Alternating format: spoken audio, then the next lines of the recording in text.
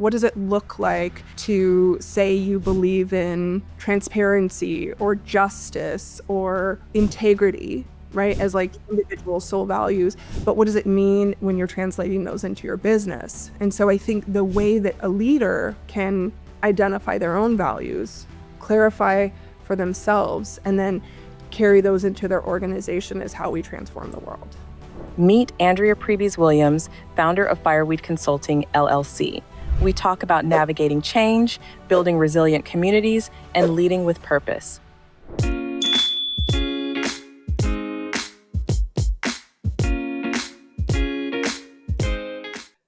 Welcome to the Purpose Profit Shift, where real stories about bold shifts illuminate how we can create a new economy. I'm your host, Rachel Bernier-Green, social entrepreneur, activist, and founder of Thrivo Financial Advisory, a finance consulting firm designed to help purposeful businesses change the world. A quick word from our sponsor, Thrivo Financial Advisory. Most financial advisors will tell you to cut costs, scale faster, and worry about your values later. We do the opposite. Thrivo helps purpose-driven founders build full-spectrum stakeholder wealth, the kind that pays your team well, funds your mission, and still leaves room for you to thrive. If you're ready for advising that actually fits your values, visit jointhrivo.com. Today's guest is someone who has spent 20 years working at the intersection of leadership, justice, and organizational change, and then put that entire career behind one bold bet, her own consulting practice. Andrea's intellectual and philosophical grounding draws on deep wells. She studied social impact and sustainable solutions at Presidio Graduate School and serves as an adjunct professor at the Presidio Center for Sustainable Solutions, teaching leading organizations in change and civic leadership, diversity, and systems thinking. Andrea Prebys-Williams is the founder of Fireweed Consulting, where she works with social change leaders and mission-driven organizations navigating growth, conflict, and the ongoing work of building cultures grounded in trust and shared power. Her clients include nonprofits, labor organizations, and foundations. People who don't just need a plan, they need to change how they actually work together. Andrea, welcome to the Purpose Profit Shift. Hi, Rachel. Thanks so much for having me. Of course. I have been so excited to share more about your work with our audience after we had the pleasure to meet at the B Corp Champions Retreat, and I had the opportunity to participate in one of your workshops, which I absolutely loved. Yeah, that was so fun. What an amazing conference. I love that one. It was my first Champions Retreat, and it was such a joy. Yeah, it was such a joy to be able to present, and I met so many wonderful folks there. It was lovely to meet you there. Yes, I am actually planning to do a little trip around the country to some of the regional build conferences that come up because I had such a wonderful time. And we don't have a regional build conference where I live, so I'm just going to go crash other regions. I may be at the one over in DC in September. Oh, yeah, lovely. I will see you there if you make it. Yeah. That would be fantastic. So I have had the pleasure of, meeting you and getting to know a little bit about your work. But for our audience, you have described yourself as really an organizer at your core, someone who sees the connections between people, organizations, ideas, and movements. And I would love to know, where does that come from and what shaped that in you? Yeah, I'm going to start a little bit early years. When I was younger, my family, we packed up this old Chevy truck and, with one of those campers on the back and towing a truck behind. And we drove 3,700 miles from Southern California all the way up north to a small town, Seward, Alaska. Population 2,500 people. And wow. Seward, Alaska is where I went to elementary school, junior high, and high school. And we did that trip when I was about my daughter's age. She just finished kindergarten last week. And congrats. Thank you. Yeah, it was amazing. And, Alaska is this unique and I would even say magical place. It has kind of a misfits. It has people that have been there for generations. It has folks that work in oil, folks that are extreme environmentalists. It also has a lot of people that left the lower 48 to start over. And that was my parents' story. They had lost their home, they had lost all of their financial savings, and they wanted to give my brother and I a new life. And so we went as far north as you can go, up to Alaska. And I had an amazing time. I have friends that I have now been in contact with and known for decades.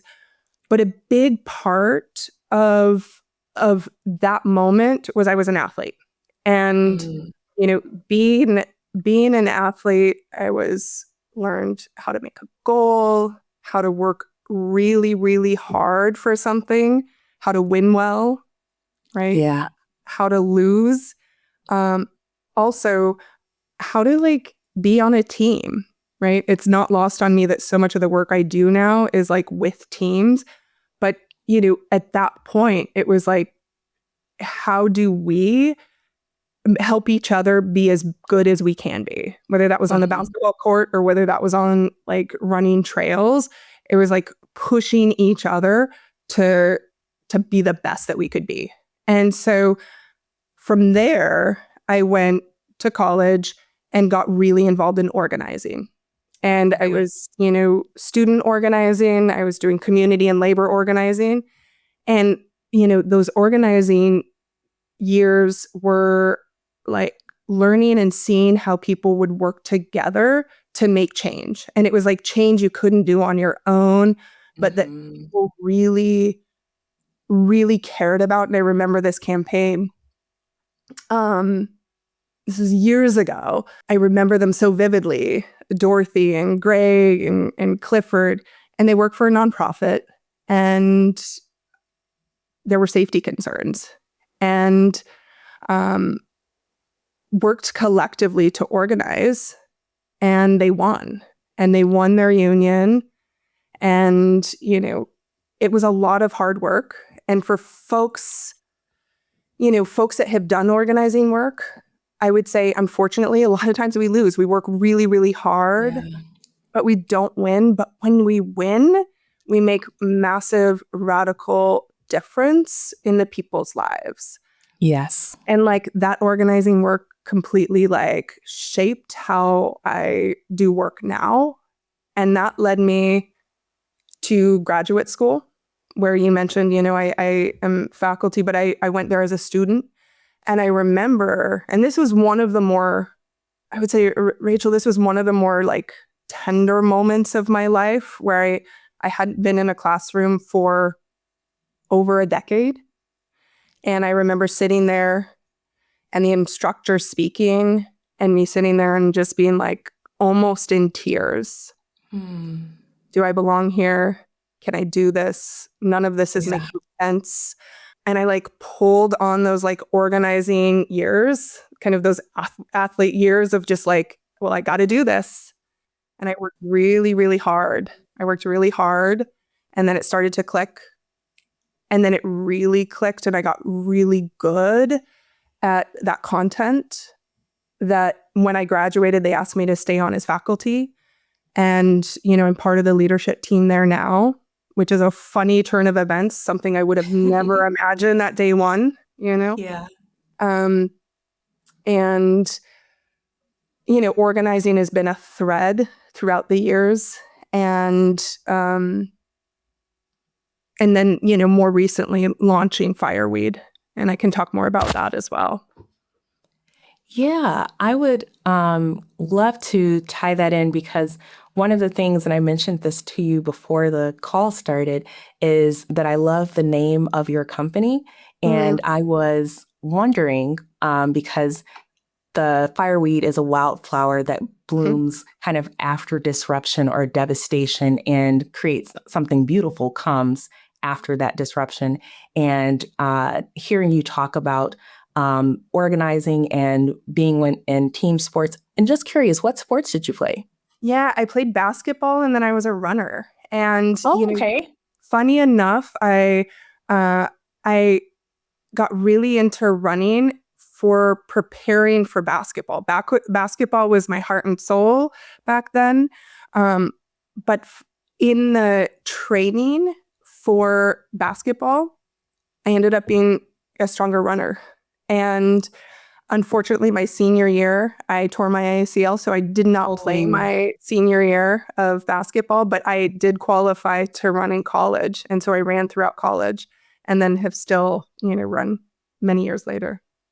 That's awesome. I also came about running by a pathway of another sport. I was a gymnast, and they were bringing pole vault back to the state that I lived in, and they figured who would be crazy enough to try pole vault? People who are gymnasts. So they sent the pole vault coach to gymnastics practice to kind of recruit people to join the track team and become pole vaulters. Oh my God, I love that. Yes. Did you like the being a gymnast or pole vault, or was there any kind of competition there between which you preferred? That is a great question. I love them both for different reasons. Gymnastics, even though it is a team sport, felt in some ways more like cutthroat than track did. And so track was kind of like a place of freedom, and you also feel like you're kind of flying when you're pole vaulting. Oh, I love that. I feel that with running. Like trail running and like trail running through Alaska, you could just like feel yourself like flying. Yeah. Oh, I love that. That is beautiful. Yeah.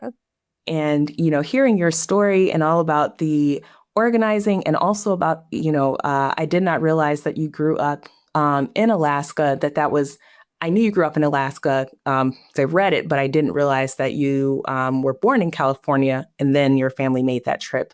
And, that fireweed is something that is abundant in some parts of Alaska. But you mentioned that we could talk more about fireweed, and I know that you incorporated just last year. So what actually kind of happened in the period leading up to that? Was there a moment where you really knew that it was time to take that leap? Yeah. And I'll I was actually born in Bozeman, Montana, and then I moved down to California, Southern California. That was unfortunately where my parents had lost their home up in Bozeman. We went to stay with family down in Southern California, and then went up to Alaska. And then now I've kind of returned to California and been in California for almost 20 years.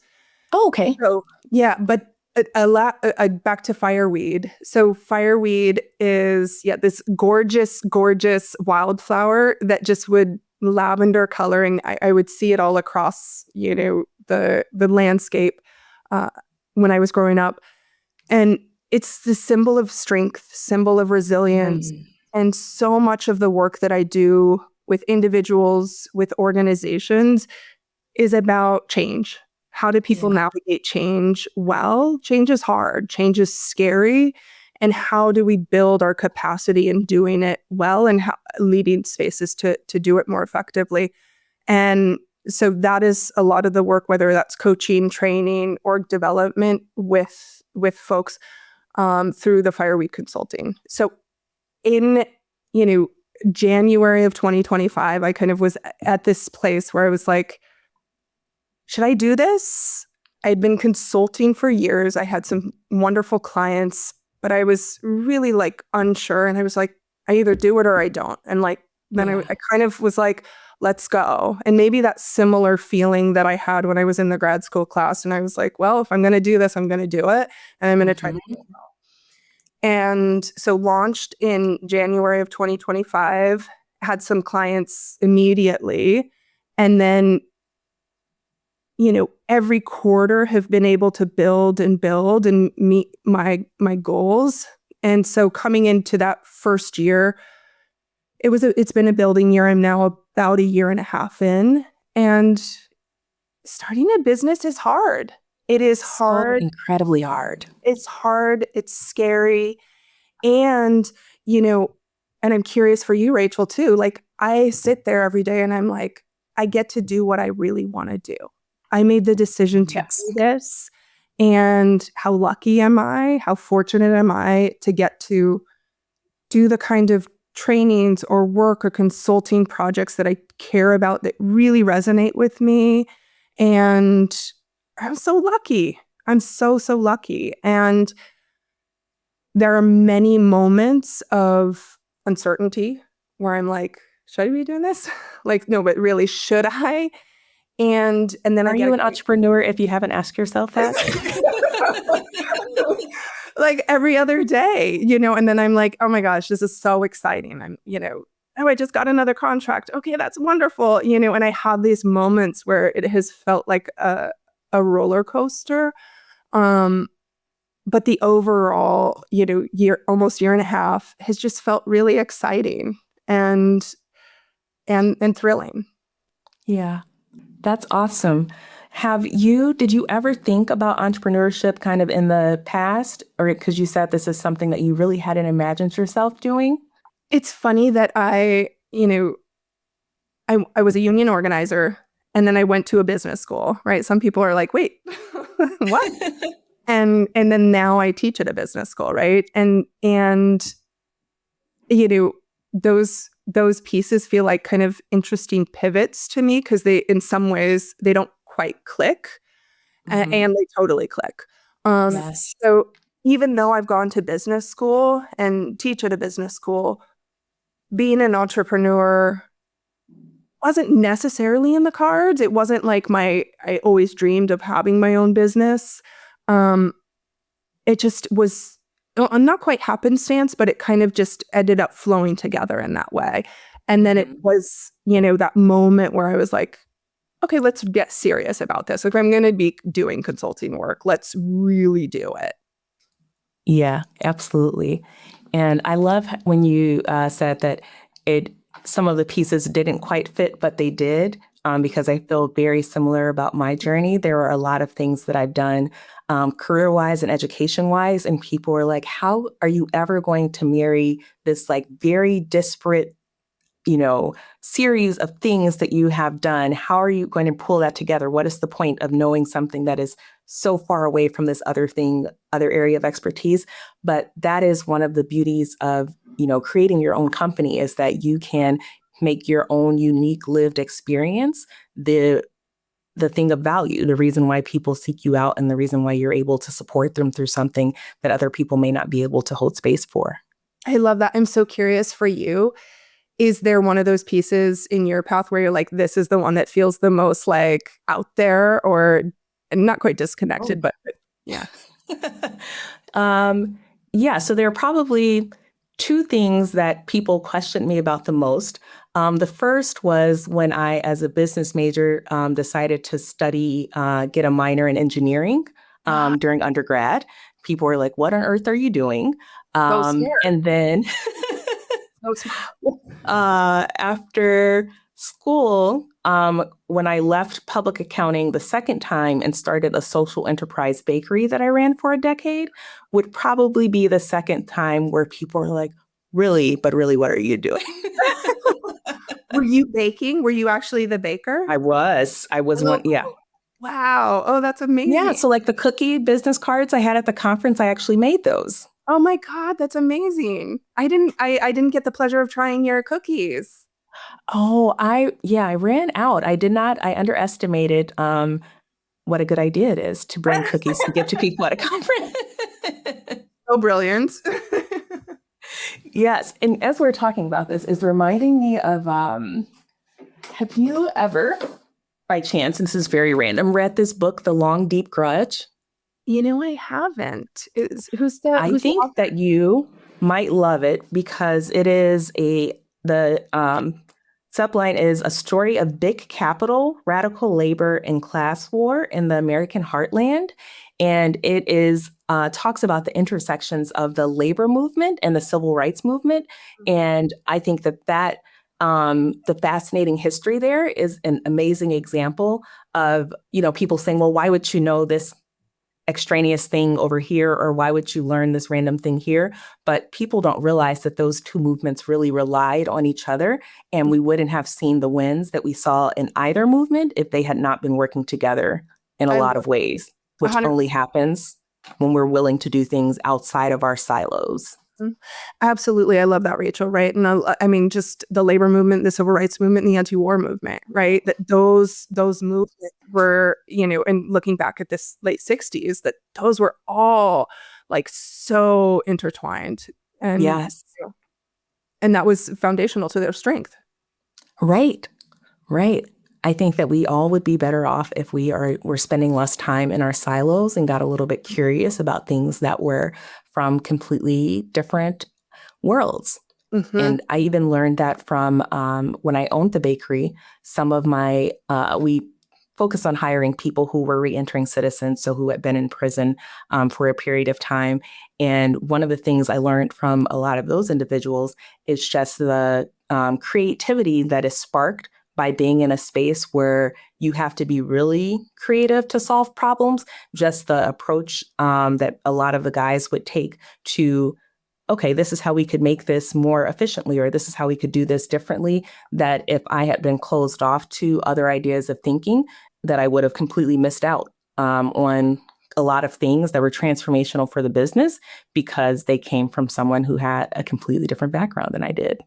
What a great example. Yeah, it's thinking about also some of the natural entrepreneurial spirit, right? That's folks that are previously systems impacted, right? And that are coming out of systems, that some of that and what a great example of it. Yeah, I love that story. And I'd love to talk more about some of your work and your client work.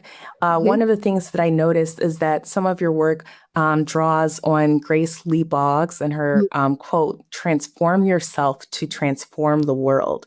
And I'd love to hear kind of how that philosophy has shaped the way that you've built Fireweed and the work you do inside it. Yeah, thank you. A lot of the work that I do, both with my clients and also with my students, comes to the question, who are you becoming? Who are you becoming? And, to me, that is such a big question of who do you want to be in this world? Right. And often when I work with a lot of CEOs or founders, and often newer CEOs or founders. And there can be a lot of pressure about having to grow, having to be this type of a leader, and really thinking about who do you actually want to be in this world.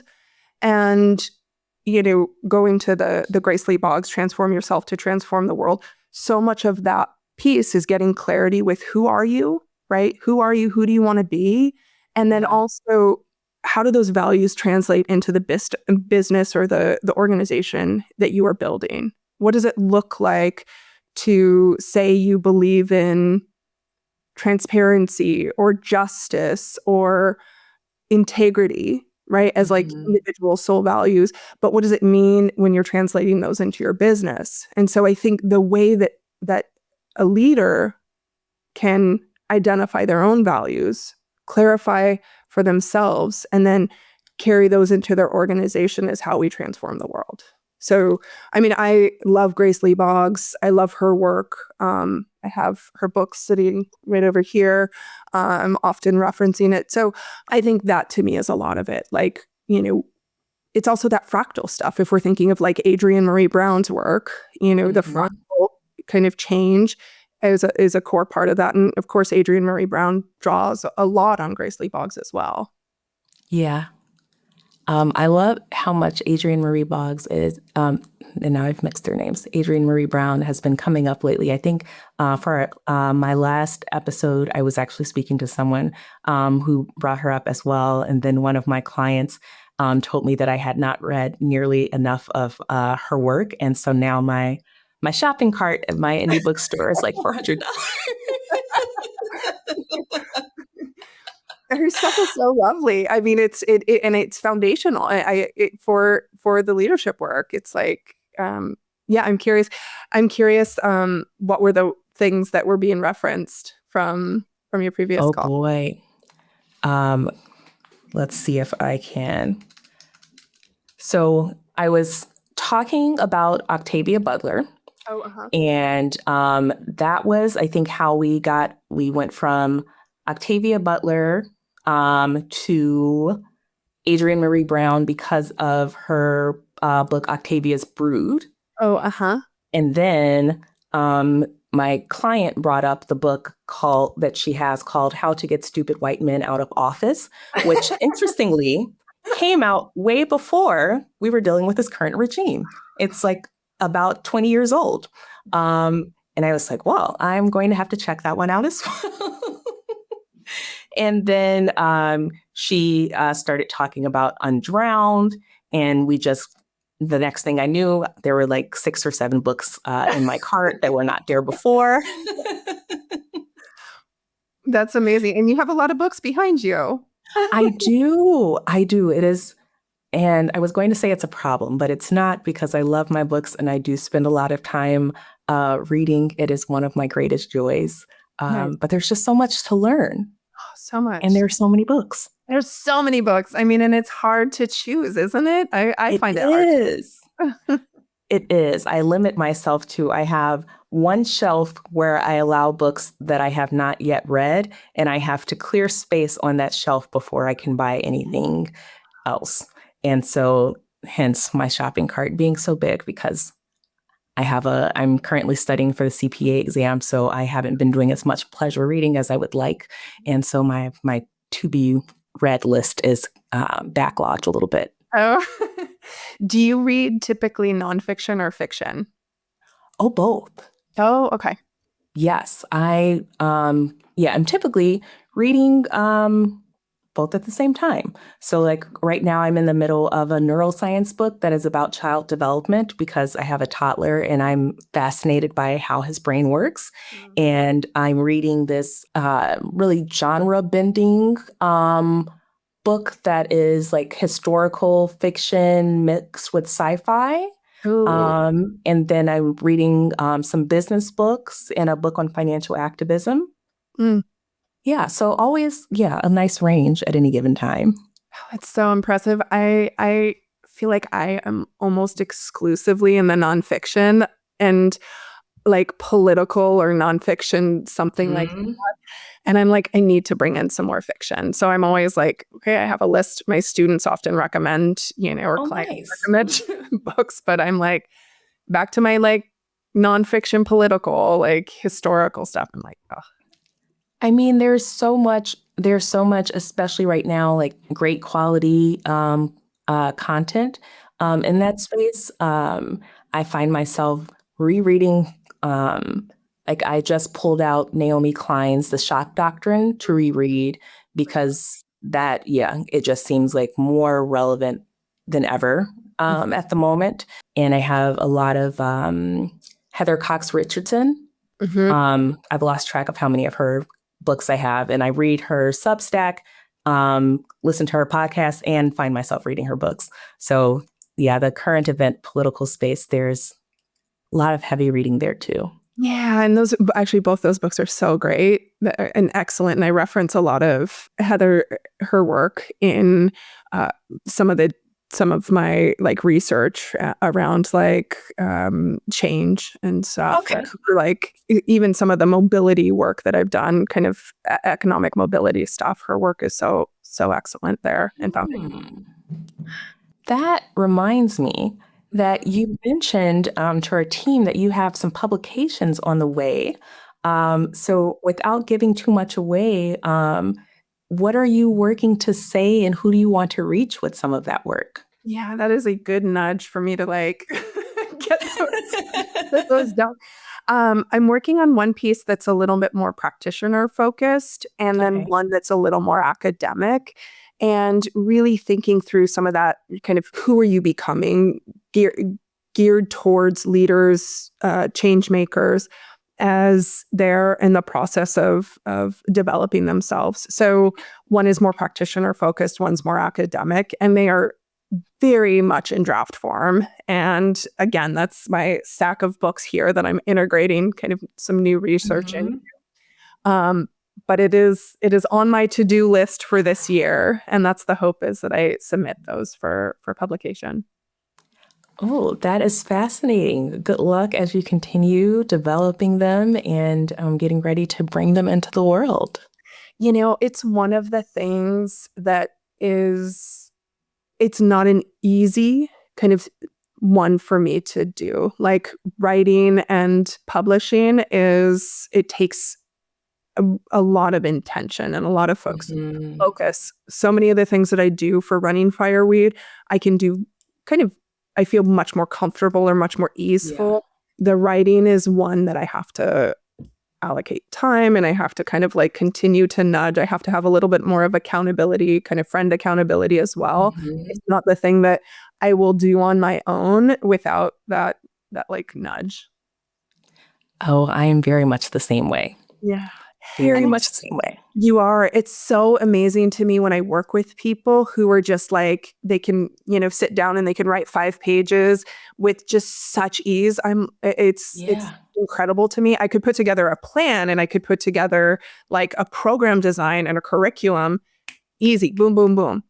But writing a 10-page article is like, it's different. It's a different kind of skill set.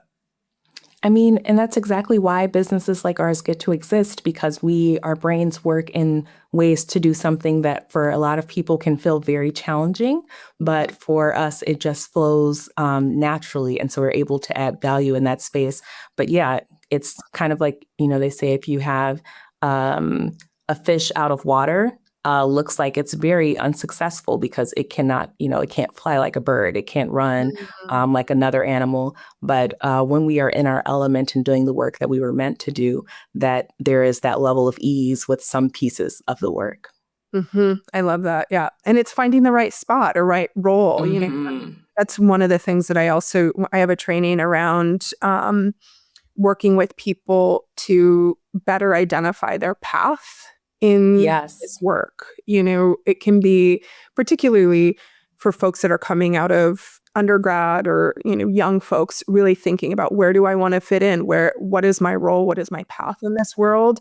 And I come from the place, movement space, where it's like, we need people of all different paths. We need folks that are financial experts, right? We need accounting experts. We need people that can bring people together. We need visionary folks. We need folks that can take care and tend to the land. We need people that are creative and all the different things.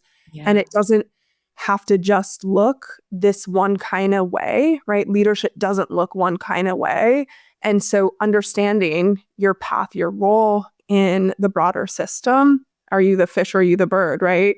And can be really comforting to kind of understand where you want to go. That is so true. And it makes me think that, I wonder if you see this in your work, that sometimes a client comes to you, and because of that, there's a gap between what they think they need and after you're working with them, what you actually think they need. What would you say is one of the kind of, if that does show up in your work, one of the common gaps that tends to arrive? I think, it's a great question. I'm thinking of a client who I've now been working with for a couple of years, pre-launch of Fireweed, and them thinking about how they wanted to be a CEO, what exactly that would look like, and really clear, strong skills that they had, and some refinement that they had identified that they wanted to focus on. But really, for them, identifying that they don't have to be this type of leader or this type of CEO, that they could, call on the skills of their team to fill some of those gaps that they don't have, and also help to develop some of the areas that they wanted to develop. But I think having that confidence that they don't have to be all the things for everybody, or they don't have to do all the things. So I think for them, again, getting that confidence about I am really strong and skilled in these areas, and I can call on this other kind of teammate or, senior person on their team to fill this other piece. I love that because it's really, more of a collaborative approach, which I think that as we are trying to build this more regenerative economy, that one of the principles of that is,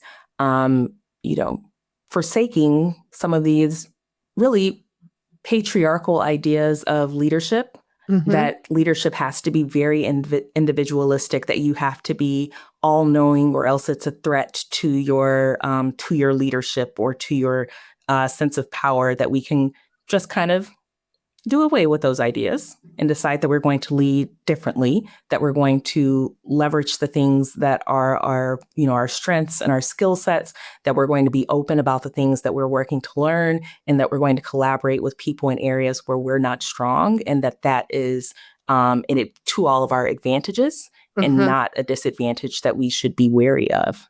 Absolutely. Wouldn't that be amazing to just go into workplaces where, and competence matters, and being really effective and skilled Yes. at your role is really important. Like I Absolutely. definitely don't want to kind of understate that. Is really important, and we don't have to do all the things. And, thinking of CEOs that feel some kind of way about not wanting to hire somebody that's smarter or better than that. I'm like, no, you hire the smartest people always, and it's great if they're better at, this piece, then you have somebody else that can take on that additional roles and responsibilities. And it allows for moving more quickly and moving more cohesively. Right. Yes. And what would it be like? I'd like to imagine, like, what would it be like if we had that kind of like ego, put to the side? Yeah. And that's one of the things I love the most about the kind of culture that we're cultivating both amongst our team and with our clients, that we are, obviously are in a position of expertise where there's some mastery that we have, that and we're always working to advance that level of mastery, but also being okay with saying, that's a great question. I don't know the answer, but I can look into it and come back to you with an informed opinion. Absolutely. I remember as an early organizer, so I was in my, early 20s at that point, and that being one of the lessons they said, don't ever lie. Somebody asks you a question, worker, elected official, like whatever, somebody asks you a question, don't fudge and don't pretend. Yes. Say, I don't know, and I'll get back to you with that info. And having the confidence to be able to say that, I think, is important. So I love that you just said that. Yeah, that is huge. And one of the things that I had to, as I was kind of recovering from some of my corporate experiences, something that I had to unlearn because it was incessantly modeled in a way that really wasn't healthy. It never served me well, but it was just so ingrained that I thought that is what leadership had to look like. The all-knowing, right? I have all the answers. I know all the things. Yeah. There's a lot of pressure there. And I think there's a lot of pressure to, as women in leadership, for women of color in leadership, for queer folks, it like, I have felt different types of pressure in different spaces because there's, depending on who else is there, right? And how to be authentic in my own leadership, and also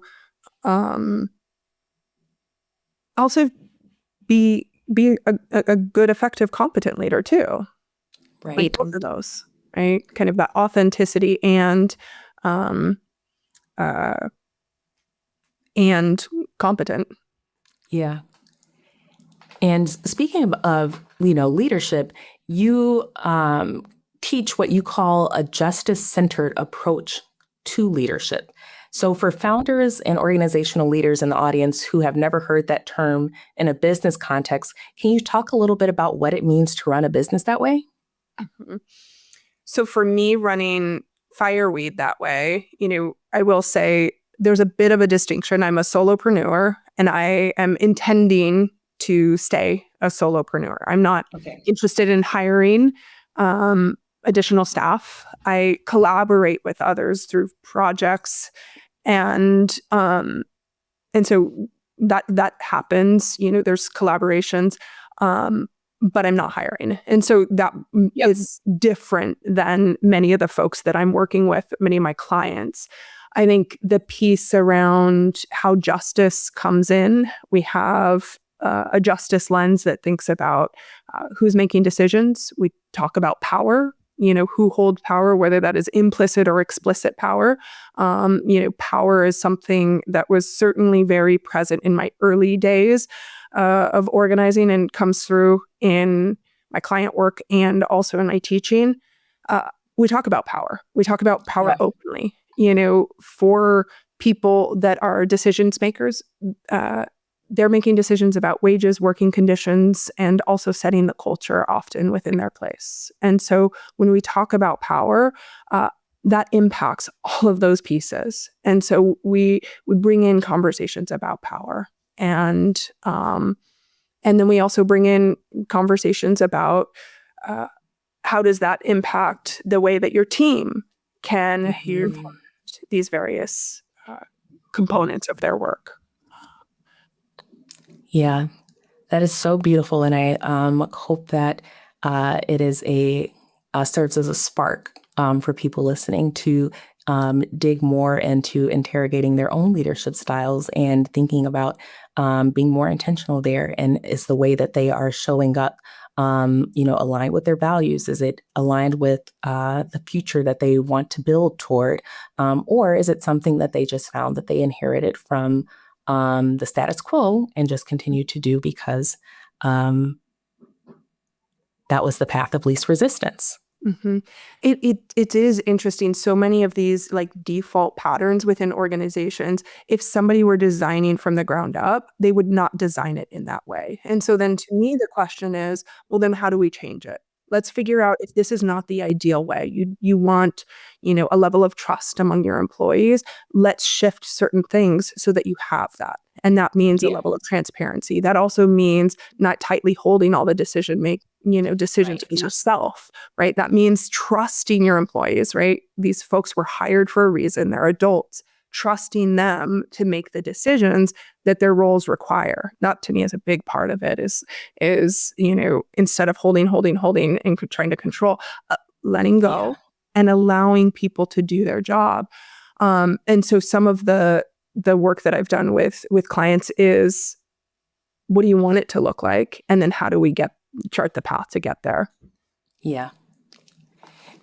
And, as we're having this conversation about, justice-centered leadership, it's making me think, because we often say that Thrivo, that we are a justice-focused finance firm. And I think there's, a version of this conversation where people who are maybe on the periphery or not a part of the mission-driven business movement say, okay, that sounds nice, but can you actually make money doing that? Or is that something that, that is work that a nonprofit does? How do you answer, the fact that your work sits at the intersection of purpose and profit? Mm-hmm. I mean, I have to make money, right? Like, absolutely, as a business, I have to make money. So part of that, like, concretely to answer your question is, how do I charge a particular rate for my clients that is a economic justice related issue, right? Yes. I care deeply about working with folks that I want to work with, and how do I navigate that effectively so that I can make what 20 years of expertise shows. Yes. So that is an example of price setting, right, where I am very clearly living an economic justice piece, and having hard conversations. That means sometimes I'm having hard conversations where I want to work with somebody and I can't for, they don't have the amount or the compensate fairly. So that is a way that I kind of show justice in my business. Yeah. Also, for clients, it's how Are you making decisions about pay and communicating that? I think there's an important piece. How is that being decided and communicating? Who's a part of those decisions? Um, you know, things are tough, and things are tough for a lot of businesses right now. And so it's not about a business not surviving. They need to survive, but also what is being communicated to the employees so that they understand, right? Right. Decisions about benefits as well is an important one. Yeah.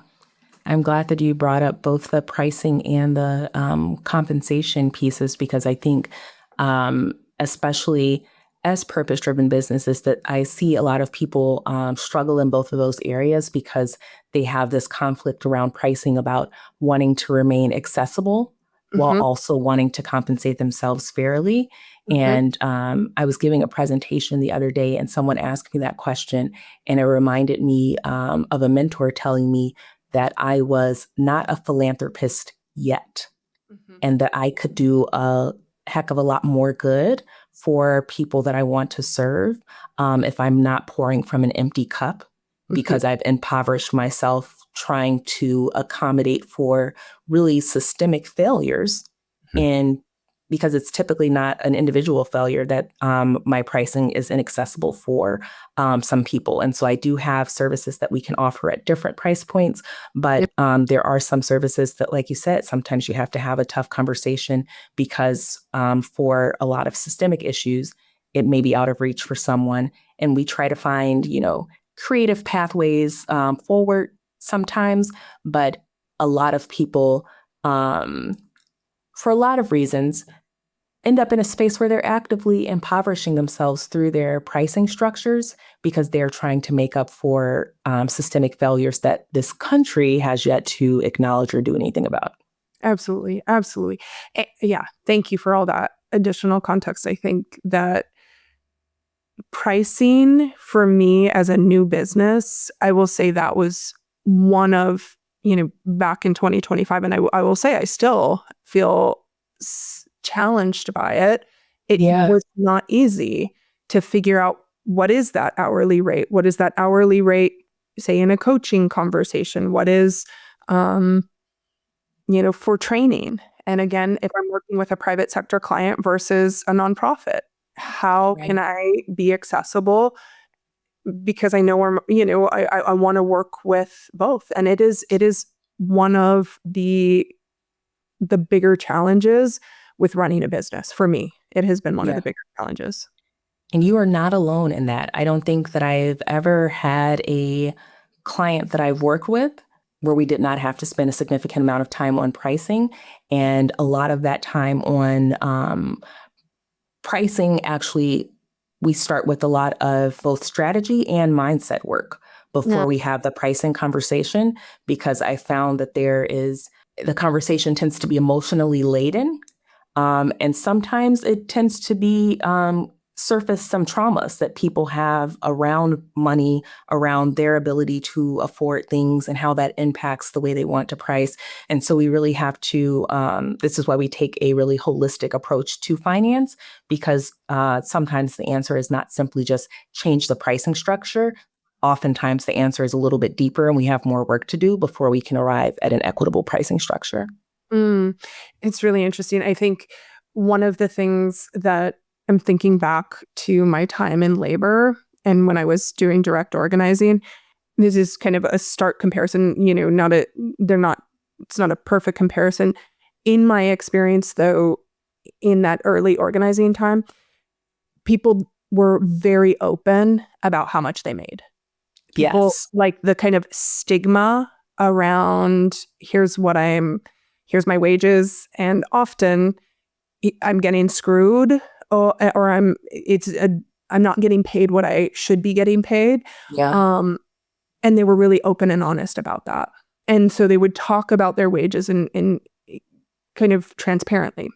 And now in different spaces, and again, working in spaces where there's more wealth, there's a lot more money, feelings about transparency and wages is very different. And for, somebody yes. in my history around my own economics and my own mobility and my own kind of financial wealth has shifted. I've been, to places where we didn't have any money and were, solidly working class to poor, to now where I am, financially healthy. And so it's very interesting to kind of like be in spaces where openness or stigma around talking about money is more or less taboo. Yeah, it is. I just had a great conversation about this with a group of business leaders because in Illinois, we do have salary transparency laws where we have to, on any position a job position that you post, you have to have the range for the position listed. And how, many states do not have that. We don't have any federal laws, and even the federal laws that exist around it not being illegal to share that information, that because it's so taboo culturally, that it's still, not something that people talk about openly. And what a disservice that, is to almost all of us, that we aren't willing to engage in those conversations. Yeah, it is interesting. In California, we have to publish the rate as well, even though often people don't. But yeah.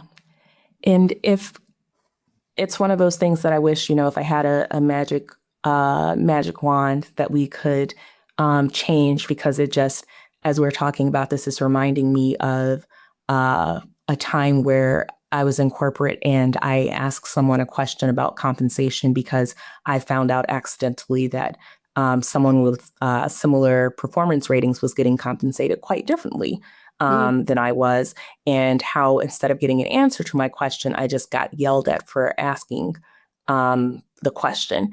And, this was 15 years ago, but it's still so pervasive that even though there are laws that say you can't tell people that they can't talk about these things, it doesn't dictate culture, and that you can still make it so that people essentially cannot talk about these things.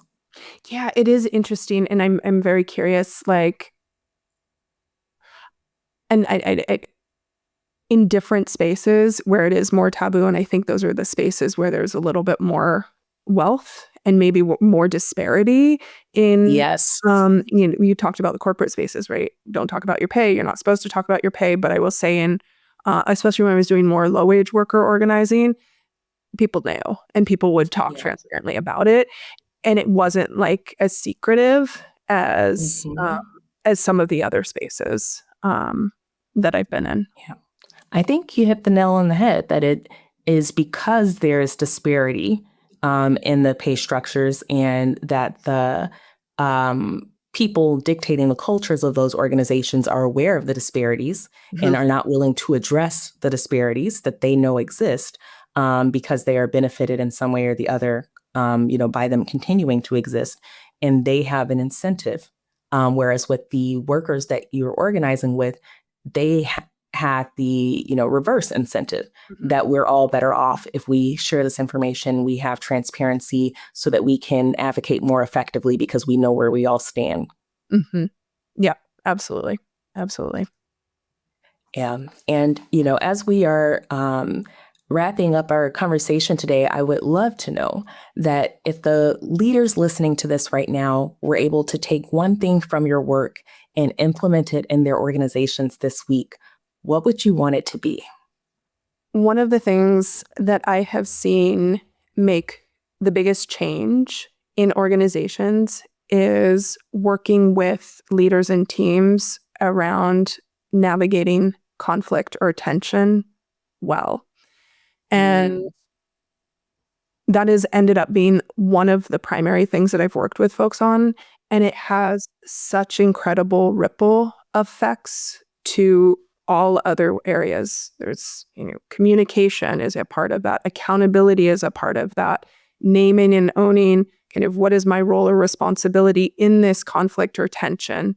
What is a way that I can start to shift things? But I think the one thing I would tell a leader is supporting yourself and supporting your team in effective conflict management or navigating tension well can have just unbelievably positive effects on your overall team and performance. Oh, that's such a great answer. Because I have definitely found that to be true in my work. And I really encourage my team to lean into, constructive conflict, because working through that and making conflict not something that we avoid or something that we allow to just build and become, increasingly intense, that it serves all of us well. But I think in a lot of cultures, we are just so conflict averse that we don't think about the fact that it's actually a skill set to learn how to work through these things, and that by not avoiding it, it actually makes your organization stronger. It improves morale. There are so many benefits to it. But I often find that with new team members that they feel like it's a trap, because they're just like, this seems like you're trying to goad me into saying something I'm going to get in trouble for, because they're it's so unusual. Mm-hmm. Absolutely. Yeah. Totally. And there's this beautiful quote by Mia Mingus, who is a disability rights and transformative justice activist here in the Bay. And she says, what if we could change how we orient to conflict? And that would kind of reorient our actions and see it as a way of deepening our relationship and deepening our trust. And to me, that has been the experience of like being able to have that generative conflict that you just named can actually lead to how do we communicate more effectively as a team that allows us to move more quickly and more seamlessly together. But that comes from how are we going to be in relationship together and navigate that tension well. Yeah. That is, thank you for bringing that quote and those thoughts to the table, because I think that's such a great way to land for this conversation that we've had. And for everyone listening, if today's conversation reminded you that the real work of change starts on the inside, in your team, your culture, and your own intentional leadership, then Andrea is exactly who you need in your corner. I encourage you to head to fireweedconsulting.org to learn more about her coaching and organizational development work, and stay tuned for those publications that she mentioned. I'm sure you won't want to miss them. And Andrea, thank you so much for being here and for doing work that so many people don't even realize needs doing. This has been an amazing conversation. Thank you so much, Rachel. This was a lot of fun. I really appreciate the invitation. It was great to get to chat with you. Oh, thank you. And for everyone listening, we're signing off, and we'll see you next time. As always, if this conversation resonated with you, here's what you can do. Subscribe to The Purpose Profit Shift wherever you listen to podcasts. We've got episodes dropping regularly with more visionary founders and changemakers who are reshaping how business gets done. And if you found value in today's episode, leave us a rating and review. It helps other values-driven leaders find us. Until next time, keep leading with intention, scaling responsibly, and building businesses that matter. I'm Rachel Brunier Green, and this is The Purpose Profit Shift.